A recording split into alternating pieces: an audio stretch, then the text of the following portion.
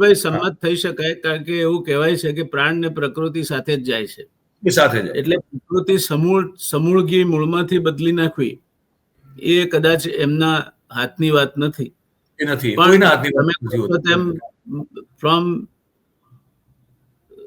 what he is explosive, traveling to become responsive to responsible, એ તરફનું એમની ગતિ કદાચ ચાલુ છે.